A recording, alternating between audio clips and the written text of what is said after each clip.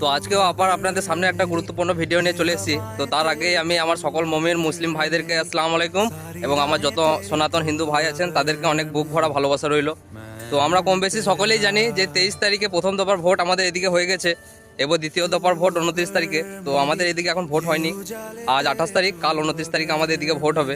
তো আমি সকল মানুষকে একটা কথাই বারবার বলতে চাই, রাগে হোক অভিমানে হোক নিজের ভোট নষ্ট করবেন না। এই ভোটটা আপনার গণতান্ত্রিক অধিকার, আপনি ভোটটা দেবেন আপনার যাকে ইচ্ছা।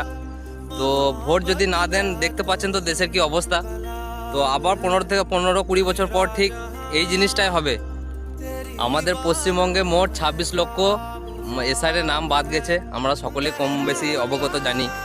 তো 26-27 লক্ষর মধ্যে যেসব মানুষদের ভুল হয়েছিল, সবাই অনলাইন অ্যাপিল করেছিল এবং অফলাইনও করেছিল, তা সেগুলো 27 তারিখে ফাইনাল রেজাল্ট একটা এসছে। তার মধ্যে 138 থেকে 140 জনের মতো মানে ঠিক হয়েছে, বাকিটা আবার সেই পেন্ডিংয়েই পড়ে আছে। তো কাল অবধি যেসব রেজাল্টটা এসছে সেই সব মানুষরাই ভোট দিতে পারবেন, এবং যিনাদের নাম আসেনি তিনারা এবছর ভোট দিতে পারবেন না, তার জন্য দুঃখিত। তো যিনাদের এবারে নাম আসেনি, তো আপনারা বেশি চিন্তা বা টেনশন করবেন না। এটা আবার কোর্ট থেকে, হাইকোর্ট থেকে অর্ডার রায় দিয়েছে, তো যে ইলেকশন পর আবার ওইগুলো ট্রাইব্যুনালে অ্যাপিল করতে পারবেন।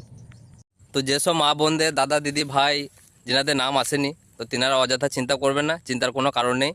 ভোট ইলেকশন পার হওয়ার পর আবার ওইগুলো আবার অনলাইন আপনি আপিল করবেন, অফলাইন আপিল করবেন, আবার ওইগুলো সংশোধন হবে, ঠিক হবে।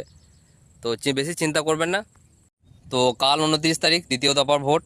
তো যেনাদের এখন দ্বিতীয় দফার ভোট হয়নি, তো আপনারা ভালোভাবে ভোট দিন, আমরাও দেবো কাল। আর যেনাদের নাম আসেনি তেনারা অযথা চিন্তা করবেন না, ইলেকশন বাদ এগুলো আবার ঠিক হয়ে যাবে। তো সকলে ভালো থাকবেন, সুস্থ থাকবেন। নেক্সট ভালো কিছু ভিডিও নিয়ে আপনাদের সঙ্গে আবার হাজির হব। Tata, bye bye.